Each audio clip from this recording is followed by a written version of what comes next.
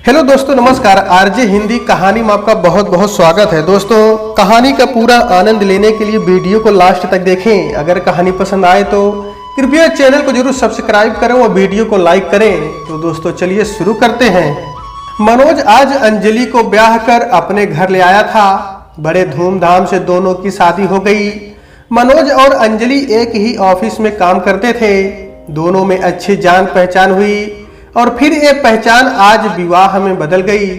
अंजलि के घर वाले नई सोच और विचारधारा के थे, इसलिए उन्हें इस शादी से कोई परेशानी नहीं थी। हाँ, मनोज की माताजी माया अपने बेटे के लिए एक घरेलू दुल्हन ढूंढ रही थी। मनोज ने जब अपने घर में अंजलि के बारे में बताया तो उन्हें ये रिश्ता पसंद नहीं आया। फिर भी अपने पति रघुवीर और बेटे की खुशी के आगे ओह मान गई। एक दिन मनोज ने जब उन्हें अंजलि की फोटो अपने फोन पर दिखाई तो वो जीन्स टॉप पहनी अंजलि को देखकर जान गई कि उनकी होने वाली बहू बहुत ही मॉडर्न है। एक फोटो देखकर वो बोली, मनोज एक गाड़ी भी चला लेती है? मनोज बड़े गर्व से बोला, हाँ मम्मी, गाड़ी चला लेती है, वो भी बहुत अच्छी। कुछ और फोटो जिसमें अंजलि ने स्कर्ट और फ्रॉक भी पहनी थी। जब माया ने देखी तो उन्होंने अंजलि के लिए मनोज से बोल दिया था, तुझे नहीं लगता मनोज की ये इस घर में एडजस्ट नहीं कर पाएगी? मनोज समझ रहा था कि उसकी माँ को अंजलि अच्छी नहीं लगी, पर वो हिम्मत करके बोला, क्यों एडजस्ट नहीं कर पाएगी मम्मी? आप मिलो तो उससे, वो बहुत अच्छी है। इसके बाद माया जी जान चुकी थी कि अब बेटे से कुछ भी कहना बेकार है। बहू आगमन की सब तैयारी हो चुकी थी। लाल जोड़े में बहुत ही खूबसूरत लग रही थी अंजलि। मनोज की नजरें ही नहीं हट रही थी अपनी दुल्हन पर से। माया ने दोनों की आरती उतारी और कुछ जरूरी रस्मों के बाद अंजलि को आराम करने उसके कमरे में भेज दिया। अंजलि भी माया को लेकर थोड़ा डरी हुई थी। एक तो सास है इसलिए भी, और थोड़ा मनोज ने बताया था कि मम्मी थोड़ा नाराज है इस शादी को लेकर। खैर, अब तो वो माया की बहू बन ही चुकी थी। थोड़ी देर कमरे में बैठी ही थी कि उसकी बुआ सास आई और बोली, बहू कपड़े बदल लो, चाहो तो थोड़ी हल्की साड़ी पहन लो, खाना लगवा रही हूँ, आ जाओ, कुछ रस्में हैं उन्हें पूरा करना है। और हाँ, उसके बाद पैर छूने की भी रस्म आज ही होगी। जी बुआ जी, मैं भी आई। शाम तक मुंह दिखाई की रस्म भी हो गई। सभी ने अंजलि की बहुत तारीफ की। माया इतनी सुंदर बहू कहाँ से ढूंढ लाई? तो कोई कहता आंखें कितनी खूबसूरत है, तो किसी को नाक बड़ी तीखी लगी। पर मनोज जो थोड़ी दूर खड़ा अपनी दुल्हन को देख रहा था, उसे तो पूरी की पूरी अंजलि ही अच्छी लगी। कैसे उसकी सुंदरता और गुणों को वो टुकड़ों में बांट सकता था। मुंह दिखाई की रस्म पूरी होते होते रात के 8 बज चुके थे। माया ने बहू का खाना लगवा दिया और अपने देवर की बेटी प्रिया को उसे रात के लिए तैयार करने को कह दिया। प्रिया शादीशुदा थी, इसलिए कुछ एक बातें उसने अंजलि को बताई और फिर उसे तैयार कर दिया। थोड़ी देर में मनोज कमरे में आया जहां अंजलि उसका इंतजार कर रही थी। शांत बैठी अंजलि एकदम गुड़िया सी लग रही थी। मनोज ने पास जाकर अंजलि का हाथ अपने हाथों में लेकर कहा, विश्वास नहीं होता अंजलि की आज तुम मेरी दुल्हन बन चुकी हो। आज मेरे पास दुनिया की हर खुशी आ गई है। अंजलि शर्माते हुए बोली, हाँ, हमें कब से इंतजार था इस दिन का। अब मैं मिसेज मनोज हो गई हूँ। मनोज ने अंजलि को अपनी बाहों में समेट लिया और धीरे धीरे बातों का सिलसिला प्यार में बदल गया। मनोज और अंजलि एक दूसरे के हो चुके थे और इसके साथ ही सुबह भी हो गई थी। अंजलि सुबह नहाकर तैयार हो रही थी कि प्रिया आई और बोली, भाभी, ताई जी ने कहा है कि आज रसोई है तो आपको बता दूं ताकि आप जल्दी से तैयार हो जाएं। पर आप तो बिल्कुल रेडी मिली। हाँ, मैं जल्दी उठ जाती हूँ। अच्छा, फिर आ जाओ, आप नाश्ता भी कर लो। अंजलि बोली, तुम चलो, मैं आई। अंजलि हॉल में पहुंची तो माया ने उसे बोला, आज रसोई है, पहले तुम्हें मीठे में खीर बनानी होगी और फिर कढ़ी, चावल रोटी, एक सूखी सब्जी और दही बड़े भी। अंजलि सिर्फ हाँ में सिर हिलाती जा रही थी। माया ने कहा, मुझे पता है ये सब अकेले नहीं हो पाएगा, कुक है और तुम्हारी मदद करेगी। मैंने उसे समझा दिया है, बस तुम रसोई में खड़ी रहना, वो सब बना देगी, तुम हाथ लगा लेना बस। माया ने ऐसा इसलिए करा क्योंकि वो नहीं चाहती थी कि रिश्तेदार अंजलि में कोई कमी देख पाए और फिर तरह तरह की बातें बनाए। उसे अपने परिवार की कमियों को छुपाना अच्छे से आता था। रसोई की रस्म के बाद सभी ने माया से अंजलि के भोजन की तारीफ की। धीरे धीरे रिश्तेदार जाने लगे। बस चाचा जी को 2 दिन बाद जाना था। 2 दिन बाद चाची जब जाने को हुई तो अंजलि से बोल गई, तेरे देवर की शादी है 15 दिन बाद, हम इसीलिए रुके थे कि यहाँ से कुछ खरीदारी कर लें, तुझे 2 दिन पहले से आना है। अच्छा जी। चाचा के बेटे आशुतोष ने भी मनोज को बोला कि वो अंजलि को लेकर जरूर आए। उसके बाद चाचा जी व उनका परिवार विदा लेकर गांव के लिए निकल गए, किंतु माया की तकलीफ बढ़ गई। वो अब ये सोच रही थी कैसे अंजलि को लेकर जाए। जब अंजलि पग फेरे के बाद लौटकर ससुराल आई तब माया ने उसके आगे अपनी बात रखी। बहू, हमें कल गांव के लिए निकलना है, आशुतोष की शादी है ना, तुझे घर अकेले ही देखना होगा। अंजलि सास की बात पर तुरंत बोली, अकेले क्यों मम्मी, क्या मैं नहीं चल रही आप लोगों के साथ? नहीं, वहां हम और तेरे पापा ही जाएंगे, तुम और मनोज यहीं रहोगे। पर क्यों? माया ने बीच में ही अंजलि की बात को काटते हुए कहा, क्योंकि मैं नहीं चाहती वहां किसी तरह की बात बने। तुम नए ख्यालातों की हो और वो गांव है, हमारे सारे रिश्तेदार होंगे। अभी जब वो तुमसे मिले तो तुम ब्याह कर आई थी, तब तुमसे कोई क्या बोलता क्या पूछता, पर अब बस मैं कह रही हूँ, इसलिए तुम दोनों यहीं रहो। अंजलि को माया की बात अच्छी नहीं लगी। उसने फिर एक बार कहा कि अगर मैं नहीं गई तब कोई पूछेगा तो। माया के पास हर प्रश्न का उत्तर था। वो बोली, मैं कह दूंगी ऑफिस से छुट्टी नहीं मिली। अंजलि ने हाँ में सिर हिलाया और अपने कमरे में चली गई। वहीं खड़ा मनोज मम्मी और पत्नी दोनों की बातें सुन रहा था, पर उन दोनों ने ही उसे नहीं देखा था। मनोज अपने कमरे में गया तो अंजलि गुस्से में थी। अंजलि बोली, देखो ना मनोज, मम्मी क्या कह रही हैं। वो चाहती है कि मैं शादी में ना जाऊं। वो मुझे पसंद नहीं करती जानती हूं मैं, पर वहां नहीं जाऊंगी तब भी तो सबको बुरा लगेगा। मनोज ने कहा, तुम शांत रहो, मैं मम्मी से बात कर लूंगा। मनोज माया को मिलने उसके कमरे में जाता है और पूछता है, मम्मी क्या हो गया? आप कह रही हैं कि मैं और अंजलि आशुतोष की शादी में ना जाएं? हाँ, पर क्यों मम्मी? देख बेटा, तू तो जानता है अपने गांव के लोगों को, वहां 4 तरह के काम होंगे, सभी औरतें सिर पर पल्ला रखती हैं। क्या अंजलि इतने काम कर पाएगी? अभी नई बहू है, सबको अपेक्षा होगी उससे। कोई कुछ कहेगा तो मुझे भी अच्छा नहीं लगेगा। यहाँ वो सूट पहनती है, पर वहां उसे साड़ी पहननी पड़ेगी। अब तू बता, क्या मैं गलत कर रही हूँ तुम दोनों को ना ले जाकर? मनोज ने मम्मी को प्यार से समझाया, मम्मी, जब तक हम उसे अपने घर वालों से मिलवाएंगे नहीं तो वो कैसे इस परिवार का हिस्सा बनेगी? आशुतोष ने तो हमारी शादी के पहले ही कह दिया था कि मैं अंजलि को लेकर आऊं उसकी शादी में, और मैंने वादा भी किया है। माया ने बेटे की बात आधी होते ही कहा, उसका ऑफिस। मनोज ने प्यार से मम्मी के कंधे पर हाथ रखते हुए कहा, तुम उसकी चिंता मत करो मम्मी। अंजलि जब पग फेरे के लिए अपने मायके गई थी तो ऑफिस गई थी ताकि उसे इस शादी के लिए छुट्टियां मिल सके। हम दोनों को भी ले चलो मम्मी। माया इतनी बात के आगे बेटे को ना नहीं कह पाई। अगले दिन सब गांव के लिए निकल रहे थे। माया ने अंजलि से कहा, बहू, एक सूट रख लेना, अगर रात को सोते समय जरूरत लगे तो पहन लेना, क्योंकि तुम्हें साड़ी में नींद नहीं आएगी। अंजलि ने मुस्कुराकर स्वीकृति दी। शाम तक सब गांव पहुंच चुके थे। अपनी गाड़ी से थे तो 2 घंटे में ही पहुंच गए। माया के देवर रजनीश और देवरानी रमा ने उनका अच्छे से स्वागत किया। तब तक आशुतोष और प्रिया भी पहुंच गए अपनी नई भाभी से मिलने।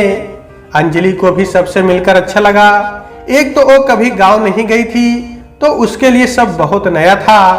घर सभी रिश्तेदारों से भरा पड़ा था। थोड़ी देर में चाय नाश्ते के बाद रमा ने अंजलि को बुलाया और कहा, अंजलि बहू, तुझे रसोई देखनी है, प्रिया के साथ मिलकर।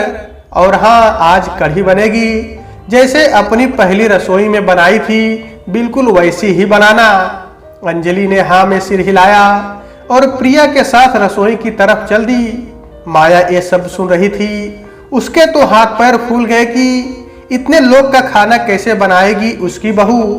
वो रसोई में जा रही थी कि उसकी ननद कमला ने आवाज दी, आ जाओ भाभी, इधर ही बैठो। माया बोली, और रसोई में देख लूं, कुछ जरूरत तो नहीं। कमला बोली, क्या भाभी, इतनी होशियार बहू लाई हो, उस पर प्रिया भी तो साथ में है, उन्हें हमारी जरूरत नहीं पड़ेगी। माया बैठ तो गई पर बहुत डर रही थी कि क्या होगा क्या नहीं। लगभग 1.25 घंटे में रात का भोजन बन के तैयार था। सभी पंगत बना के बैठ गए। घर के सभी बच्चों ने सबको भोजन परोसा। सभी ने भोजन की बहुत तारीफ की। हाँ, माया को समझ नहीं आया कि कैसे अंजलि ने ऐसा भोजन बना दिया। सभी भोजन कर चुके थे। तब तक अंजलि और प्रिया सबके लिए खीर लेकर आई। कमला बुआ बोली, तुम्हें कैसे पता चला प्रिया, हमारा खीर खाने का मन था? मुझे नहीं पता, ये तो अंजलि भाभी हैं। वो बोली, जब मेरी पहली रसोई थी तब ताई जी ने उन्हें बताया था, यहाँ सबको खाने के बाद मीठा जरूर चाहिए होता है, और अगर खीर हो तो क्या बात है। कमला ने माया से कहा, किस्मत खुल गई भाभी हमारी, जो देखने में तो सुंदर बहू आई है, गुणों वाली भी है। माया को समझ नहीं आ रहा था ये हो क्या रहा है। खैर, अब तक बुआ के बच्चों ने मनोज और आशुतोष के साथ मिलकर बिस्तर लगा लिए थे। उधर अंजलि और प्रिया भी सब काम निपटा के आ गई थी। रमा ने कहा, यही सबके बिस्तर लगा लिए हैं, ठीक है ना दीदी? सारे आदमी लोग ऊपर छत पर निकल जाएंगे। कमला बोली, हाँ सही है, वैसे एक बार नई बहू से पूछ लो, हम लोग के पास लेटेगी या अपने बनने के पास? अंजलि उनकी बात सुनकर शर्मा गई और वहां से जाने लगी। तभी रमा ने कहा, जा प्रिया, भाभी से पूछ ले, उनका बिस्तर कमरे में लगवा दें। प्रिया लौट कर आई और बोली, माँ, भाभी कह रही है वो यही हम सबके साथ ही सोएंगी। सब जल्दी ही सो गए क्योंकि अगले दिन संगीत का प्रोग्राम रखा गया था। गांव से और भी औरतों को आना था। मनोज और आशुतोष को भी शादी की खरीदारी करने जाना था। रजनीश और बड़े भाई रघुवीर को आशुतोष के ससुर जी ने बुलाया था बारात के इंतजाम दिखाने के लिए। सुबह से ही सब काम में लग गए थे। अंजलि नहाकर रसोई के काम में लग गई थी। दोपहर के भोजन के बाद रघुवीर और रजनीश आशुतोष की ससुराल के लिए चले गए और मनोज और आशुतोष बाजार के लिए। गांव की औरतें जमा हो गई थी। संगीत का कार्यक्रम होना था। प्रिया के मामा की बेटियां सबको मेहंदी भी लगाती जा रही थी। अंजलि से गांव की औरतों ने गाना गाने को कहा। उसने 1-2 बन्ना गाए। माया अब धीरे धीरे अंजलि से खुश नजर आ रही थी। खूब रौनक हो गई घर में। 3 घंटे के संगीत के बाद सबका भोजन चल रहा था। तभी रमा कुछ सामान उतारने के लिए सीढ़ी पर चढ़ी थी कि सीढ़ी अचानक फिसल गई और रमा ऊपर से नीचे आ गिरी। दर्द से उसकी चीख निकल गई। सब भागते हुए पहुंचे तो देखा रमा रो रही थी, पैर में बहुत चोट आई थी। जब सीढ़ी गिरी तो पास रखा लालटेन भी गिर गया था, जिससे कांच रमा के पैर में घुस गया था। वो बस रोती जा रही थी।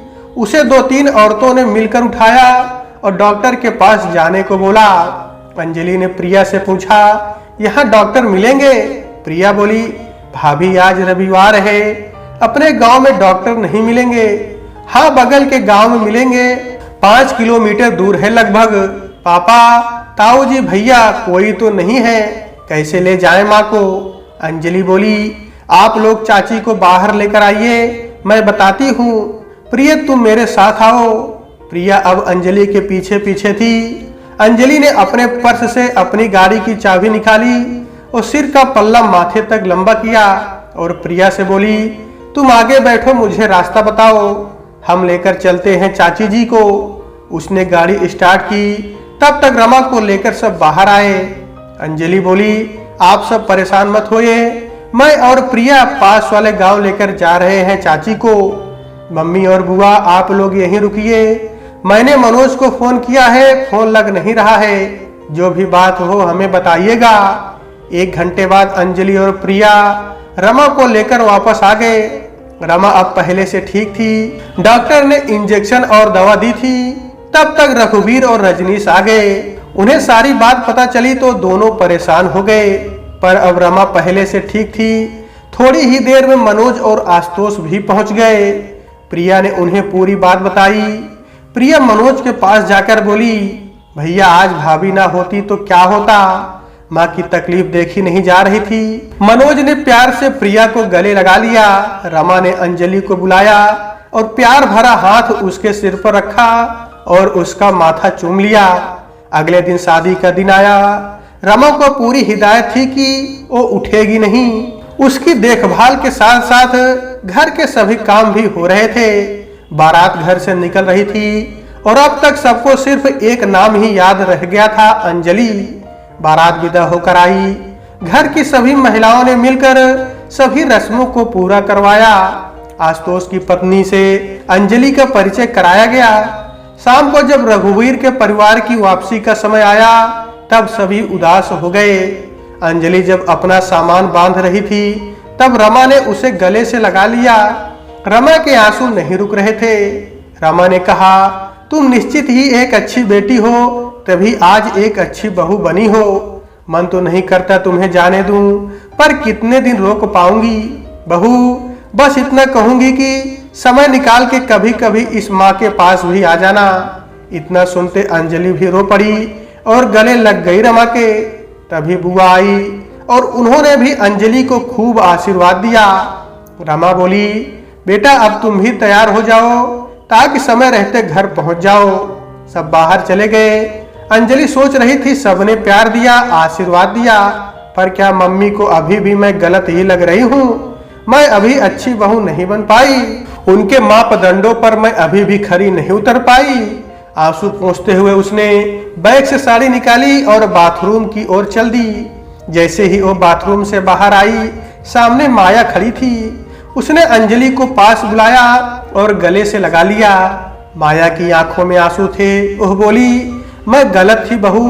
मैंने तुम्हारे पहनावे से तुम्हारे गुणों को आंका। मैं ये नहीं सोच पाई कि अगर मेरी बहू की सोच मॉडर्न है तो क्या हुआ। एक बार उसके गुण तो देखूं। क्या जीन्स और क्या स्कर्ट पहनने वाली लड़कियां साड़ी नहीं संभाल सकती? क्या गाड़ी चलाने वाली लड़की घर नहीं चला सकती? क्या लैपटॉप चलाने वाली लड़की रसोई में करछुला और चिमटा नहीं चला सकती? मैंने तुम्हें पहचानने में बहुत देर कर दी। अंजलि की आंखों से अश्रुधारा बहती जा रही थी, क्योंकि जो वो सोच रही थी वैसा नहीं था। माया को भी उसके व्यवहार और गुणों ने बदल दिया था। अंजलि ने माया के पैर छुए और बोली, मुझे भी माफ कर दीजिए मम्मी।